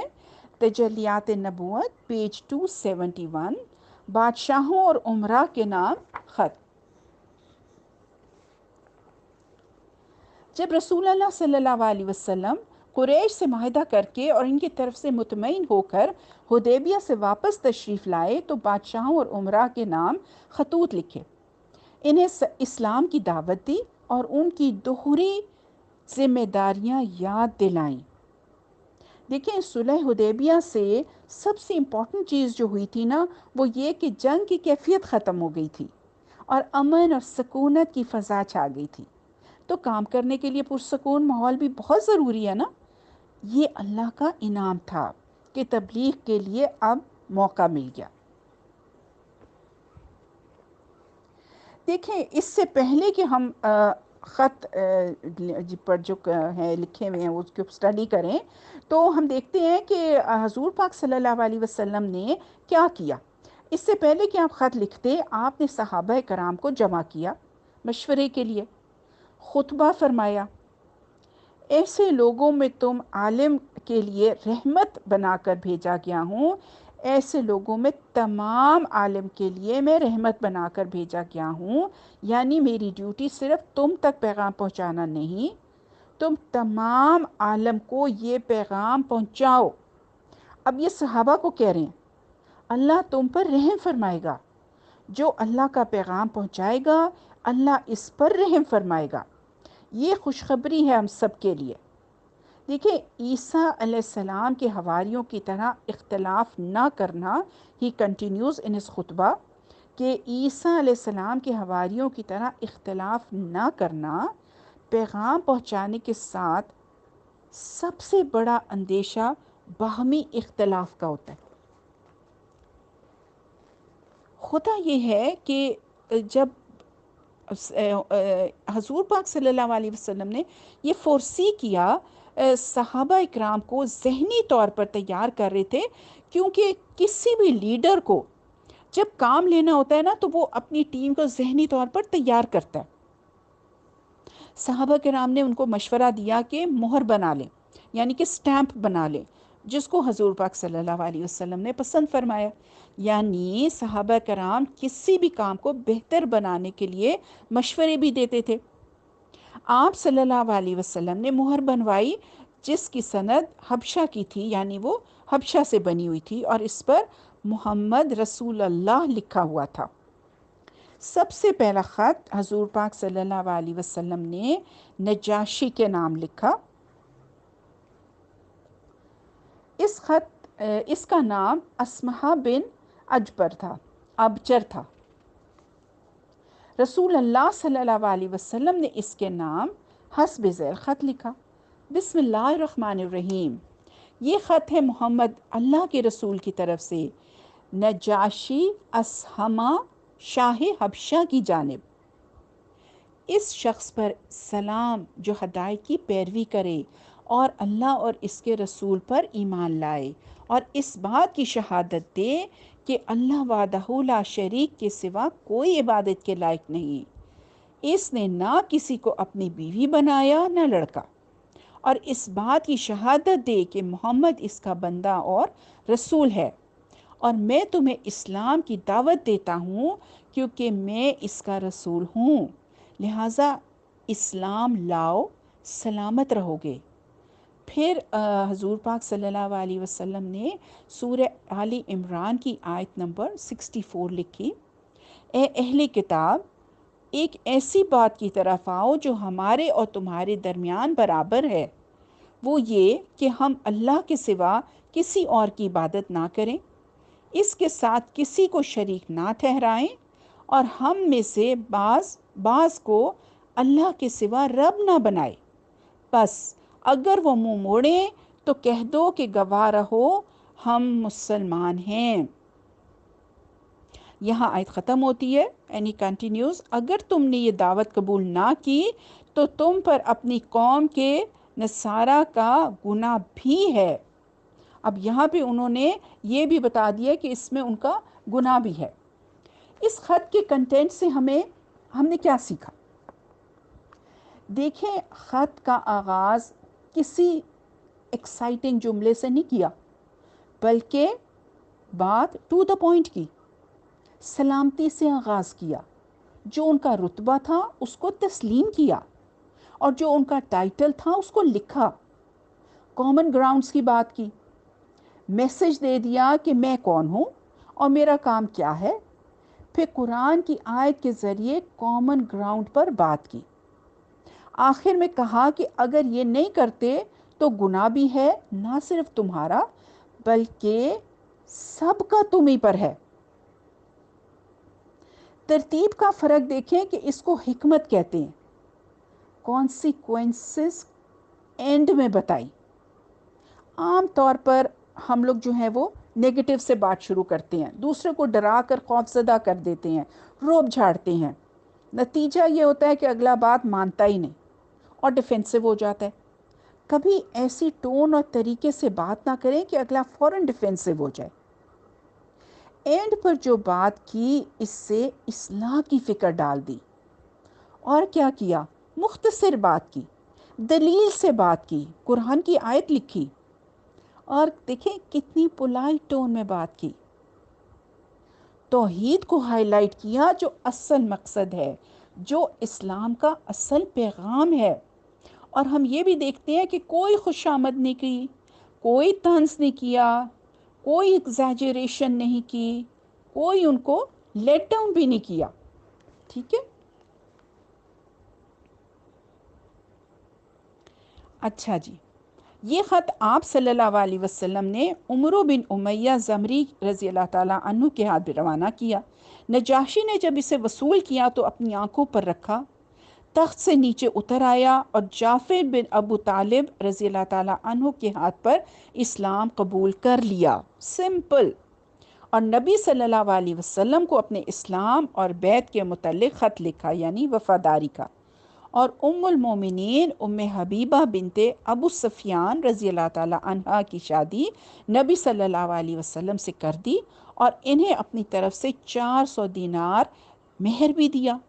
پھر انہیں اور مہاجرین حبشہ کو عمر بن امیہ زمری رضی اللہ تعالیٰ عنہ کے ساتھ 2 کشتیوں میں سوار کیا اور انہیں لے کر اس وقت وہ وہاں پہ پہنچے جب نبی صلی اللہ علیہ وسلم خیبر میں تھے۔ نجاشی نے رجب 9 ہجری میں وفات پائی اور نبی صلی اللہ علیہ وسلم نے اس کی وفات ہی کے دن صحابہ کرام رضی اللہ تعالیٰ عنہم کو اس کی موت کی اطلاع دی اور اس کی غائبانہ نماز جنازہ بھی پڑھی، وحی کے ذریعے سے، یعنی ان کو پتہ چل گیا۔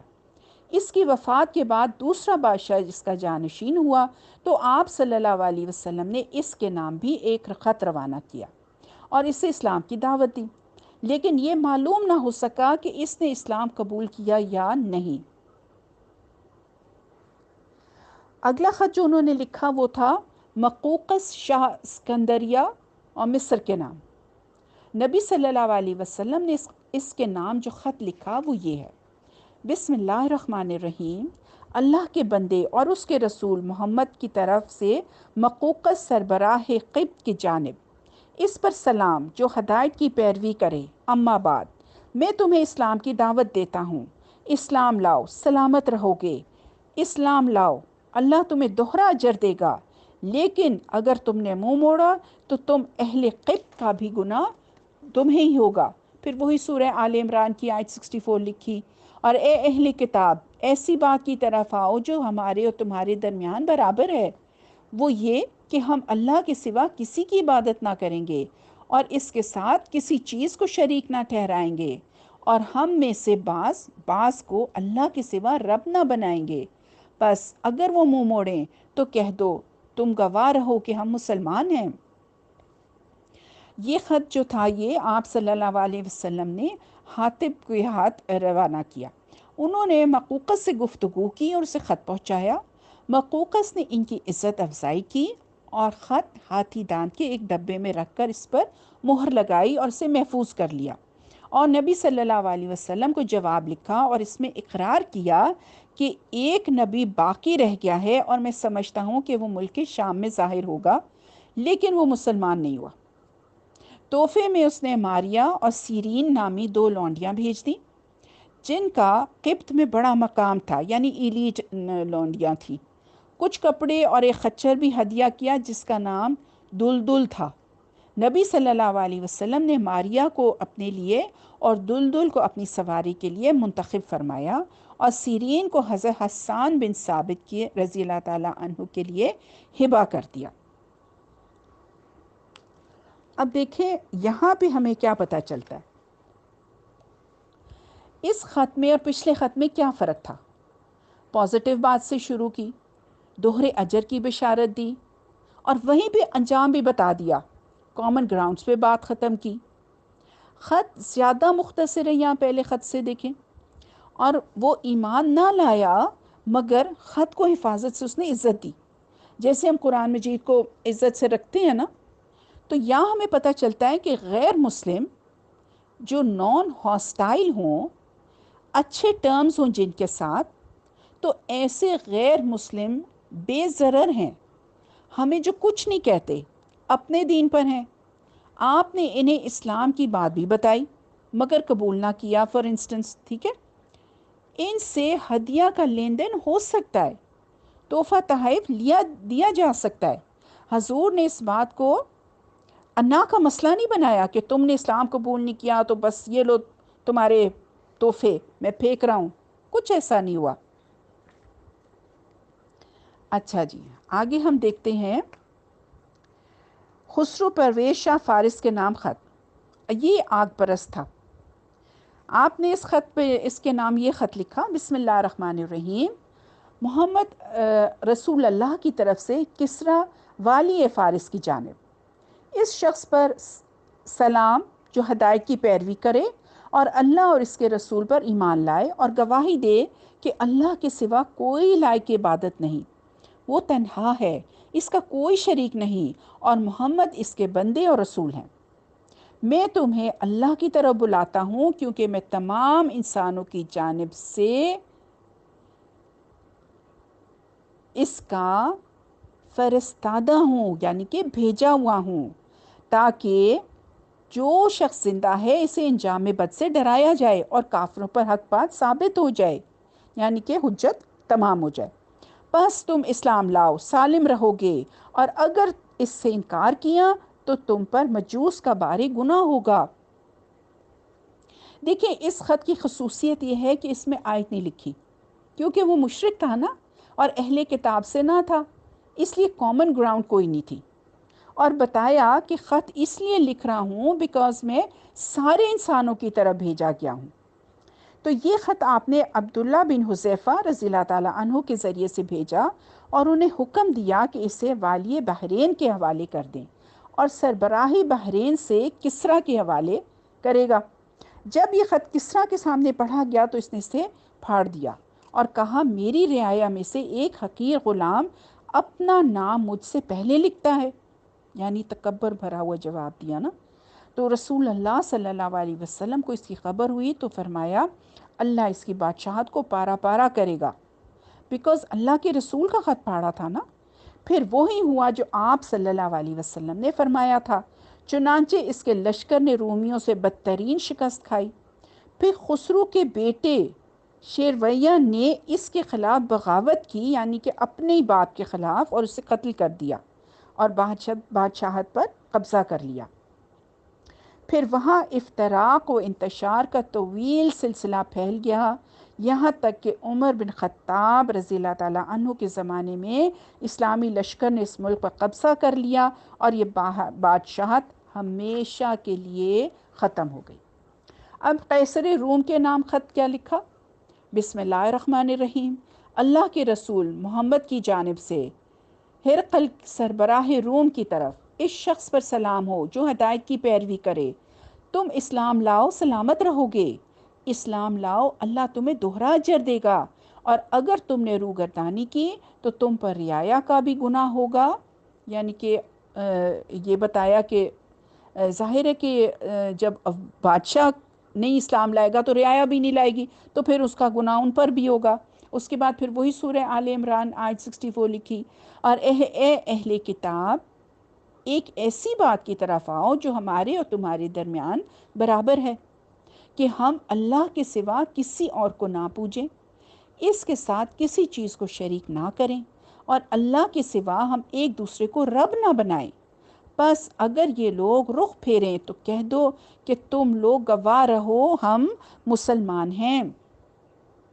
آپ نے یہ خط حضرت دہیہ بن خلیفہ کلبی رضی اللہ تعالیٰ عنہ کے ہاتھ بھیجا اور انہیں حکم دیا کہ یہ خط والی بصرہ کے حوالے کر دیں اور وہ اسے قیصر کے پاس پہنچا دے گا۔ قیصر اس وقت اس بات پر اللہ کا شکر بجا لانے کے لیے ہمس سے پیدل چل کر بیت المقدس آیا تھا۔ ہمس آج کل سیریا میں ہے، کہ اللہ نے اسے اہل فارس پر فتح و نصرت عطا کی تھی۔ جب یہ خط اسے ملا تو اس نے اپنے ہرکارے یعنی اپنے قاصد دوڑائے کہ عرب کا کوئی ایسا آدمی لائیں جو نبی صلی اللہ علیہ وسلم کو پہچانتا ہو۔ انہیں ابو سفیان کی سربراہی میں قریش کا ایک قافلہ مل گیا۔ انہوں نے قافلے کو ہرقل کے پاس حاضر کیا۔ ہرقل نے انہیں اپنے دربار میں بلایا اور اس وقت روم کے بڑے بڑے لوگ اس کے گردا گرد موجود تھے۔ اس نے پوچھا نسب کے لحاظ سے کون شخص آپ صلی اللہ علیہ وسلم کے زیادہ قریب ہے؟ لوگوں نے بتایا کہ ابو سفیان۔ ہرقل نے ابو سفیان کو اپنے قریب کیا اور بقیہ لوگوں کو اس کے پیچھے بٹھا دیا، یعنی ابو سفیان کے پیچھے بٹھا دیا، اور کہا میں اس سے اس شخص یعنی نبی صلی اللہ علیہ وسلم کے بارے میں پوچھوں گا، اگر یہ جھوٹ بولے تو تم اسے جھٹلا دینا، یعنی جو لوگوں کو پیچھے بٹھایا تھا۔ اس پر ابو سفیان کو شرم آئی کہ جھوٹ بولے۔ اس کے بعد ہرقل اور ابو سفیان میں یہ گفتگو ہوئی۔ ہرقل تم لوگوں میں اس کا نسب کیسا ہے؟ ابو سفیان وہ اونچے نسب والا ہے۔ ہرقل کیا یہ بات اس سے پہلے بھی تم میں سے کسی نے کہی تھی؟ ابو سفیان نہیں۔ ہرقل کیا اس کے باپ دادا میں سے بھی کوئی بادشاہ گزرا ہے؟ ابو سفیان نہیں۔ ہرقل اچھا تو بڑے لوگوں نے اس کی پیروی کی یا کمزوروں نے؟ ابو سفیان کمزوروں نے۔ ہرقل یہ لوگ بڑھ رہے ہیں یا گھٹ رہے ہیں؟ ابو سفیان بڑھ رہے ہیں۔ ہرقل کیا اس دین میں داخل ہونے کے بعد کوئی شخص اس دین سے برگشتہ ہوا یعنی کہ مرتد بھی ہوا ہے؟ ابو سفیان نہیں۔ ہرقل جو بات اس نے اب کہی ہے کیا اس سے پہلے تم نے اسے کبھی جھوٹ کا الزام بھی دیا ہے؟ یعنی کبھی انہوں نے جھوٹ بولا ہے نبی نے، جو اپنے آپ کو نبی کہتے ہیں، حضور پاک صلی اللہ علیہ وسلم کے بارے میں پوچھ رہا تھا نا، تو ابو سفیان نے کہا نہیں۔ ہرقل کیا وہ بدعہدی بھی کرتا ہے؟ ابو سفیان نہیں۔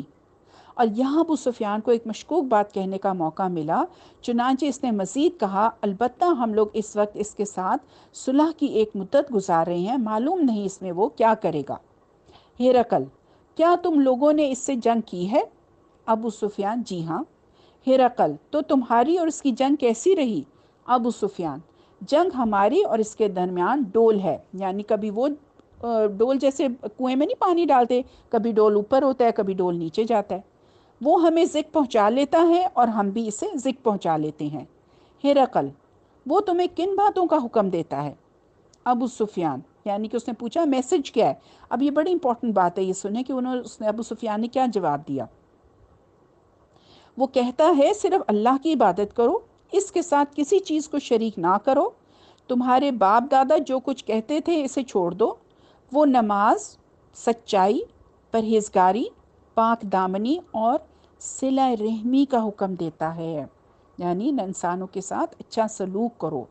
اس کے بعد ہرقل نے اس گفتگو پر تبصرہ کرتے ہوئے کہا تم نے بتایا کہ وہ اونچے نسب والا ہے، تو دستور یہی ہے کہ پیغمبر اپنی قوم کے اونچے نسب سے بھیجے جاتے ہیں، اور تم نے بتایا کہ اس سے پہلے تم میں سے کسی نے یہ بات نہیں کہی، تو میں کہتا ہوں کہ اگر ایسا ہوتا تو میں کہتا کہ یہ شخص ایک ایسی بات کی نقل کر رہا ہے جو اس سے پہلے کہی جا چکی ہے، اور تم نے بتایا کہ اس کے باپ دادا میں کوئی بادشاہ نہیں گزرا۔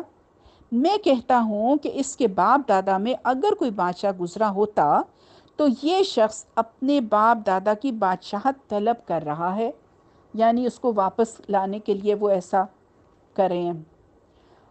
اور تم نے بتایا کہ جو بات اس نے کہی ہے اس سے پہلے تم لوگوں نے اس پر کبھی جھوٹ کا الزام نہیں لگایا، تو میں نے یہ جان لیا کہ ایسا نہیں ہو سکتا کہ وہ لوگوں سے تو جھوٹ نہ بولے اور اللہ کے معاملے میں جھوٹ بولے۔ اور تم نے یہ بھی بتایا کہ کمزور لوگ اس کی پیروی کر رہے ہیں، حقیقت یہ ہے کہ یہی لوگ پیغمبروں کے پیروکار ہوتے ہیں۔ دیکھیں یہ اہل کتاب میں سے تھا نا، تو جانتا تھا کہ پیغمبروں کے ساتھ ایسا ہی ہوتا ہے۔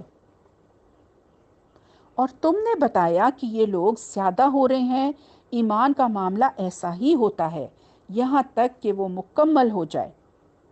اور تم نے بتایا کہ ان میں سے کوئی آدمی مرتد نہیں ہوتا، یقیناً حقیقت یہی ہے کہ ایمان کی بشاشت جب دلوں میں گھر کر جاتی ہے تب ایسا ہی ہوتا ہے۔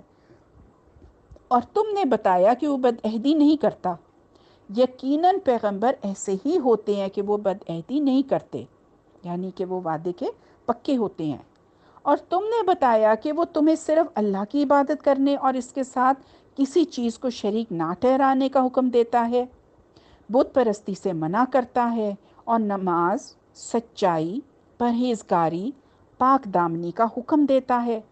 غرض یہ کہ جو کچھ تم نے بتایا ہے اگر وہ برحق ہے تو یہ شخص بہت جلد میرے ان دونوں قدموں کی جگہ کا مالک ہو جائے گا۔ میں جانتا تھا کہ یہ نبی آنے والا ہے، لیکن میرا یہ گمان نہ تھا کہ وہ تم میں سے ہوگا، اور اگر مجھے یقین ہوتا کہ میں اس کے پاس پہنچ سکوں گا تو اس سے ملاقات کی زحمت اٹھاتا، اور اگر اس کے پاس ہوتا تو اس کے پاؤں دھوتا۔ اس کے بعد ہرقل نے آپ کا خط منگوا کر پڑھا تو آوازیں بلند ہو گئیں اور بہت شور مچا۔ چنانچہ اس نے ابو سفیان اور اس کے ساتھیوں کو تو باہر نکلوا دیا کہ اب ہمیں خود ڈسکس کرنے دو۔ باہر آ کر ابو سفیان نے اپنے ساتھیوں سے کہا، ابو کبشہ کے بیٹے کا معاملہ بہت زور پکڑ گیا ہے۔ ابو کبشہ جو ہے نا، یہ حضور کے ننیھال میں ایک بزرگ کا نام ہے جس کی طرف سے وہ منسوب کرتے تھے۔ تو اس نے آگے سے کہا کہ اس نے تو بنو اسفر یعنی رومیوں کے بادشاہ کا اس سے تو رومیوں کا بادشاہ ڈرتا ہے۔ اس کے بعد ابو سفیان کو پختہ یقین ہو گیا کہ رسول اللہ صلی اللہ علیہ وسلم کا دین غالب آ کر رہے گا، یہاں تک کہ اللہ نے اس لیے اسلام کی توفیق دی۔ ہرقل نے نامہ بر حضرت دہیہ بن خلیفہ کلبی رضی اللہ تعالیٰ عنہ کو مال اور پارچہ جات سے نوازا اور پھر ہمس واپس چلا گیا۔ وہاں ایک بڑے ہال میں عظمائے روم کو باریابی بخشی اور ہال کے دروازے بند کر دیے۔ پھر کہا، اے جماعت روم، کیا تم لوگ فلاح و رشد چاہتے ہو اور یہ چاہتے ہو کہ تمہاری بادشاہت برقرار رہے تو اس نبی کی پیروی کر لو۔ اس پر وہ لوگ وحشی گدھوں کی طرح بدک کر دروازوں کی طرف بھاگے، مگر دروازوں کو بند پایا۔ قیصر نے ان کی یہ نفرت دیکھی تو کہا، انہیں میرے پاس واپس پلٹا کے لاؤ۔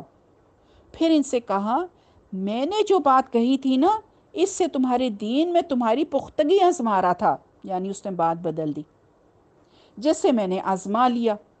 اس پر عثمان نے اسے سجدہ کیا اور اس سے خوش ہو گئے۔ اس کی تفسیر سے ظاہر ہوتا ہے کہ قیصر نے نبی صلی اللہ علیہ وسلم کو اور آپ کی نبوت کو، سچائی کو پوری طرح جان پہچان لیا تھا، لیکن بادشاہت کی محبت غالب آ گئی اور وہ اسلام نہ لایا۔ چنانچہ ابھی اپنا گناہ بھی اٹھایا اور اپنی رعایا کا بار گناہ بھی۔ دیکھیں، ہرقل جو تھا نا، سب جاننے کے باوجود ایمان نہ لایا۔ دیکھیں، ایمان اللہ کی توفیق سے ملتا ہے اور دنیا کی محبت بعض اوقات دین سے پیچھے کر دیتی ہے۔ یہاں ایک بڑی امپورٹنٹ بات ہمیں پتہ چلتی ہے کہ ہر شخص اپنی رعایا کا ذمہ دار ہے۔ رعایا اگر غلط کرے گی تو اس کی ذمہ داری راعی پر ہوگی۔ ضروری نہیں ہے کہ کسی کے پاس بہت عقل ہو، علماء کا گروپ ہو، بہت بڑی سلطنت کا مالک ہو تو ہدایت کی بھی اسے توفیق ہو جائے۔ سب کچھ ہوتے ہوئے بھی ایمان کی توفیق نہیں آئی اس کو۔ بعض اوقات ہم بہت سی باتیں جانتے ہیں اور مانتے بھی ہیں، مگر ماحول ہم پر غالب آ جاتا ہے اور ان کے پریشر میں آ کر ہم وہ چیز چھوڑ دیتے ہیں جو ہم کرنا چاہتے ہیں۔ جیسا کہ نبی صلی اللہ علیہ وسلم نے نامہ مبارک میں تحریر فرمایا تھا، ادھر دہیہ بن خلیفہ کلبی مدینہ واپس آتے ہوئے حسمی سے گزرے تو بنو جزام کے لوگوں نے ان پر ڈاکہ ڈال دیا، سب کچھ لوٹ لیا اور ان کے پاس کچھ بھی نہ چھوڑا۔ چنانچہ انہوں نے مدینہ پہنچ کر نبی صلی اللہ علیہ وسلم کو اس کی خبر دی۔ آپ نے حضرت زید بن حارثہ رضی اللہ تعالیٰ عنہ کی سرگردگی میں 500 سوار صحابہ کرام رضی اللہ تعالیٰ عنہم کا دستہ روانہ کیا۔ انہوں نے مار کر لوگوں کو قتل کیا اور غنیمت میں 1000 اونٹ، 500 بکریاں حاصل کی اور 100 عورتیں اور بچوں کو قید کر لیا۔ اس واقعے پر قبیلہ جزام کا ایک سردار زید رضی اللہ تعالیٰ عنہ جھٹ پٹ مدینہ آئے۔ وہ اور ان کی قوم کے جو کچھ لوگ تھے نا، وہ مسلمان ہو چکے تھے، اور جب حضرت دہیہ پر ڈاکہ پڑا تھا تو انہوں نے دہیہ کی مدد بھی کی تھی، لہٰذا نبی صلی اللہ علیہ وسلم نے غنیمت اور قیدی انہیں واپس کر دیے۔ حارث بن ابو شمر غسانی کے نام خط، یہ قیصر کی طرف سے دمشق کا امیر تھا۔ اس کے نام نبی صلی اللہ علیہ وسلم نے جو خط لکھا وہ یہ تھا، بسم اللہ الرحمن الرحیم، محمد رسول اللہ کی طرف سے حارث بن ابو شمر کے جانب، اس پر سلام جو ہدایت کی پیروی کرے اور اللہ پر ایمان لائے اور تصدیق کرے۔ میں تجھے دعوت دیتا ہوں کہ اللہ وحدہ شریک پر ایمان لا، تیرے لیے تیرا ملک باقی رہے گا۔ یہ خط آپ نے شجاع بن وہب اسدی رضی اللہ تعالیٰ عنہ کے ہاتھ بھیجا۔ یہ اسد خزیمہ کی طرف منسوب ہیں۔ حارث نے یہ خط پڑھا تو اسے پھینک دیا اور کہا کون ہے جو مجھ سے میرا ملک چھینے گا؟ پھر تکبر دیکھیں۔ پھر مسلمانوں سے جنگ کی تیاری کرنے لگا اور حضرت ابن وہب سے کہا جو کچھ دیکھ رہے ہو اپنے صاحب کو اس کی خبر دے دینا، اور قیصر سے رسول اللہ صلی اللہ علیہ وسلم کے ساتھ جنگ کی اجازت چاہی، مگر قیصر نے اس کو اس سے باز رکھا۔ اس کے بعد اس نے شجاع بن وہب رضی اللہ تعالیٰ عنہ کو کپڑے اور مال سے نوازا اور اچھائی کے ساتھ واپس کیا، یعنی اینڈ میں اس نے بھی امن کے ساتھ ہی روانہ کیا۔ حوزہ بن علی صاحب یمامہ کے نام خط، نبی صلی اللہ علیہ وسلم نے اس کی طرف یہ خط لکھا: بسم اللہ الرحمن الرحیم، محمد رسول اللہ کی طرف سے حوزہ بن علی کی جانب، اس شخص پر سلام جو ہدایت کی پیروی کرے۔ تمہیں معلوم ہونا چاہیے کہ میرا دین اونٹوں اور گھوڑوں کی رسائی کے آخری حد تک غالب آ کر رہے گا، یعنی کہ ساری دنیا میں پھیلے گا، لہٰذا اسلام لاؤ، سالم رہو گے، اور تمہارے ماتحت جو کچھ ہے اسے تمہارے لیے برقرار رکھوں گا۔ یہ خط آپ نے سلید بن عمر عامری رضی اللہ تعالیٰ عنہ کے ہاتھ بھیجا۔ حوزہ نے ان کی عزت کی، انہیں انعام سے نوازا، ہجر کے کپڑے دیے اور جواب میں لکھا: آپ جس چیز کی دعوت دیتے ہیں اس کی بہتری اور عمدگی کا کیا پوچھنا، اور میں اپنی قوم کا شاعر اور خطیب ہوں، اور عرب پر میری ہیبت بیٹھی ہوئی ہے، اس لیے کچھ کار پردازی میرے ذمے کر دیں، میں آپ کی پیروی کروں گا۔ یہ خط رسول اللہ صلی اللہ علیہ وسلم کو ملا تو آپ نے فرمایا اگر وہ مجھ سے زمین کا ایک ٹکڑا بھی مانگے گا تو اسے نہ دوں گا، وہ خود بھی تباہ ہوگا اور جو کچھ اس کے ہاتھ میں ہے وہ بھی تباہ ہوگا۔ دیکھیں، دین میں کمپرومائز نہیں کیا کرنا، کسی لالچ کے لیے اسلام نہ لاؤ، کیونکہ جس نیت سے جو کوئی کچھ کرے گا نا اس کا پھل ویسا ہی دیا جائے گا۔ جب رسول اللہ صلی اللہ علیہ وسلم فتح مکہ سے واپس تشریف لائے تو اس کا انتقال ہو چکا تھا۔ منذر بن ساوا حاکم بحرین کے نام خط، اس خط میں آپ صلی اللہ علیہ وسلم نے منصر کو اسلام کی دعوت دی۔ منصر مسلمان ہو گیا، کچھ اہل بحرین بھی مسلمان ہو گئے، جبکہ کچھ دوسرے اپنے دین یہودیت اور مجوسیت پر برقرار رہے۔ منصر نے رسول اللہ صلی اللہ علیہ وسلم کو اس کی خبر لکھی اور اس کے بارے میں سوال کیا۔ آپ صلی اللہ علیہ وسلم نے اسے لکھا: مسلمان جس حال پر ایمان لائے ہیں انہیں اسی حال پر چھوڑ دو، اور یہود اور مجوس سے جزیہ لو، اور تم جب تک درست راہ پر رہو گے ہم تمہیں تمہارے عہدے سے معزول نہ کریں گے۔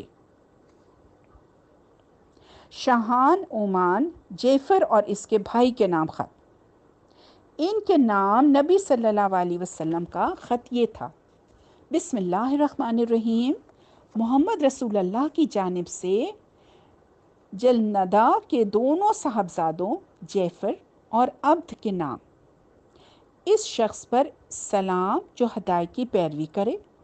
اما بعد، میں تم دونوں کو اسلام کی دعوت دیتا ہوں، اسلام لاؤ، سالم رہو گے، کیونکہ میں تمام انسانوں کی جانب اللہ کا رسول ہوں، تاکہ جو زندہ ہے اسے انجام کے خطرے سے آگاہ کر دوں اور کافروں پر سچی بات واضح ہو جائے۔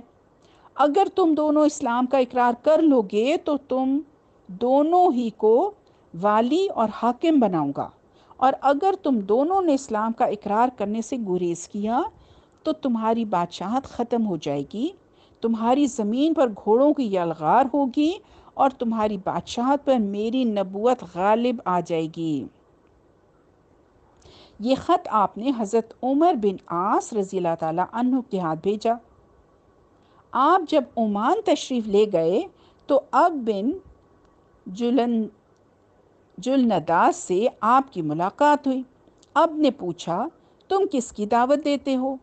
عمر بن عاص نے کہا ہم اللہ کی طرف بلاتے ہیں جو تنہا ہے، جس کا کوئی شریک نہیں، اور ہم کہتے ہیں کہ اس کے علاوہ جس کی پوجا کی جاتی ہے اسے چھوڑ دو، اور یہ گواہی دو کہ محمد صلی اللہ علیہ وسلم اللہ کے بندے اور اس کے رسول ہیں۔ پھر قدرے گفتگو کے بعد اب نے پوچھا آپ صلی اللہ علیہ وسلم کس بات کا حکم دیتے ہیں؟ حضرت عمر رضی اللہ تعالیٰ عنہ نے کہا آپ صلی اللہ علیہ وسلم اللہ کی اطاعت کا حکم دیتے ہیں. دیکھیں سب سے امپورٹنٹ بات کیا بتائی کہ اطاعت کا، اللہ کی اطاعت کا حکم دیتے ہیں اور نافرمانی سے روکتے ہیں، نیکی اور صلہ رحمی کا حکم دیتے ہیں، ظلم و زیادتی، زنا کاری، شراب نوشی اور پتھر، بت اور صلیب کی عبادت سے منع فرماتے ہیں. یعنی کہ ڈوز اینڈ ڈونٹس دونوں بتا دیے. اب نے کہا یہ کتنی اچھی بات ہے جس کی طرح وہ بلاتے ہیں. اگر میرا بھائی بھی اس بات پر میری پیروی کرتا تو ہم لوگ سوار ہو کر چل پڑتے، یہاں تک کہ محمد صلی اللہ علیہ وسلم پر ایمان لاتے اور ان کی تصدیق کرتے. لیکن میرا بھائی اپنی بادشاہت کا اس سے کہیں زیادہ حریص ہے کہ اسے چھوڑ کر کسی کا تابع فرمان بن جائے. حضرت عمر نے کہا اگر تمہارا بھائی اسلام قبول کر لے تو رسول اللہ صلی اللہ علیہ وسلم اس کی قوم پر اس کی بادشاہت برقرار رکھیں گے، البتہ اس کے مالداروں سے صدقہ لے کر فقیروں میں بانٹیں گے. زکوٰۃ کا یہ کانسیپٹ ہے نا. اب نے کہا یہ تو بڑی اچھی بات ہے. پھر پوچھا کہ صدقہ کیا ہے؟ حضرت عمر نے جواب میں تفصیل بتائی کہ جب مویشیوں کا ذکر کیا تو اس نے کہا میں نہیں سمجھتا کہ میری قوم اس کو مانے گی. پھر اب نے حضرت عمر کو اپنے بھائی جعفر کے پاس بھیجا. حضرت عمر نے اس کو خط دیا، اس نے خط پڑھا، پھر اپنے بھائی کے حوالے کر دیا اور عمر سے پوچھا کہ قریش نے کیا کیا؟ حضرت عمر نے جواب دیا وہ مسلمان ہو گئے ہیں، اور یہ بھی کہا اگر وہ اسلام لائے ہیں تو سالم رہے گا، ورنہ شہسوار اس کو رون دیں گے اور اس کی ہریالی کا صفایا کر دیں گے. جعفر نے کل تک کے لیے اپنا معاملہ مؤخر کر دیا، یعنی اس کو پوسٹ پون کر دیا.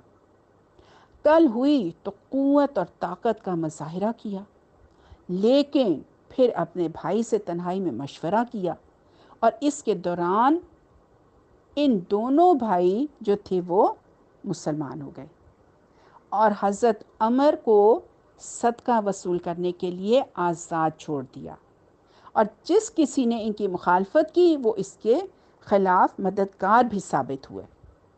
عبد اور جعفر کے پاس یہ خط فتح مکہ کے بعد بھیجا گیا تھا، جبکہ بقیہ خطوط حدیبیہ سے نبی صلی اللہ علیہ وسلم کی واپسی کے بعد بھیجے گئے تھے. امیر بصرہ کے نام خط. اس خط میں نبی صلی اللہ علیہ وسلم نے امیر بصرہ کو اسلام کی دعوت دی، اور یہ مکتوب حارث بن عمیر ازدی رضی اللہ تعالیٰ عنہ کے ہاتھوں بھیجا. حضرت حارث جنوبی اردن میں علاقہ بلقا کے ایک مقام موتا پہنچے تو شرجیل بن عمر غسانی نے ان پر حملہ کیا اور ان کی گردن مار دی. قاصدوں کے سلسلے میں یہ سب سے سخت ظالمانہ قدم تھا. ان کے سوا نبی صلی اللہ علیہ وسلم کا کوئی قاصد قتل نہیں کیا گیا، یعنی کہ کوئی ایمبیسڈر جو تھا وہ قتل نہیں کیا گیا. نبی صلی اللہ علیہ وسلم نے اس پر سخت غم اور غصے کا اظہار فرمایا، اور یہی بات جو تھی یہ غزوہ موتا کا سبب بنی تھی. ربنا تقبل منا انك انت السميع العليم وتب علينا انك انت التواب الرحيم. سبحانك اللهم وبحمدك نشهد ان لا اله الا انت نستغفرك ونتوب اليك. السلام علیکم ورحمۃ اللہ وبرکاتہ.